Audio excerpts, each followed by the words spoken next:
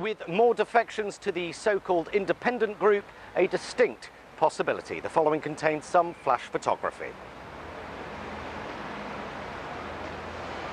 I love the fact the Tory defectors had to wait for the Labour ones to do it first. Do you know, almost as if, oh, I didn't know you could do that. Did you know you could do that? Bloody hell, hold my sherry, I'm off. Do you know what I mean? And as for these Labour defectors, I don't know what the big fucking deal is, really. Most of the country, one, doesn't know who most of these Labour MPs are, and two, a fucking amazed Chuckaramuna didn't fuck off ages ago. Let's be honest, the thing these Labour MPs, sorry, ex-Labour MPs, were most annoyed about this week, it wasn't anti-Semitism, it wasn't Brexit, it was the news that Honda are closing their Swindon factory, which meant their act of treachery stroke bravery was knocked off the top spot of the 6 o'clock news. The last time they were that annoyed was when Jeremy Corbyn kicked the shit out of the Tories' majority at the last election. They fucking hated that because they were seriously looking forward to putting the boot in and getting their party back. You can imagine Chucker a few weeks before the election howling with laughter when reading a manifesto that was actually about helping people out of poverty. Ridiculous Bolshevik nonsense.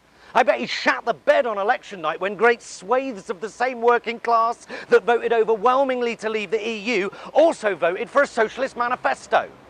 Let's be honest, right? The Labour ones think their party has gone too far to the left, the Tory ones think their party has gone too far to the right, and that's what this is about. The centre ground, where most politicians feel the most comfortable. Centreism. Sounds great and moderate, but what it actually means these days is right-wing fiscal policies with a handful of progressive social policies to cover the fact that the rich are getting richer whilst the poor starve. David Cameron ushered in a brutal policy of austerity whilst legalising same-sex marriage, yeah? It's sleight of hand. Appoint a cabinet with the most women ever and then get that cabinet to sell off the National Health Service. Centreism is Thatcherism with diversity quotas. These Labour MPs, they don't want progress, they want Blair. They want to go back to the good old days where the choice at an election was this shade of neoliberal grey or this shade of neoliberal grey. All the while, of course, the country is 50 shades of fucked. They want Tony Blair back. The good old days, singing and dancing to Things Can Only Get Better whilst invading Iraq and introducing tuition fees. I don't believe that Labour has an anti-Semite at the helm. I believe they have something much, much worse. A socialist, a proper lefty. In their heads, that's far more dangerous. Talking of socialists, Tim, Bernie Sanders is back. Bernie. The youthful faith of progressive politics.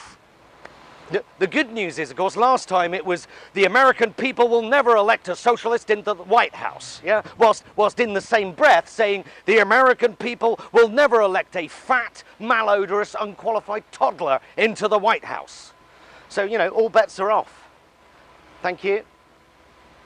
Well, it has been mooted that Tory MPs Justin Greening and Dominic Grieve could be the next to jump ship.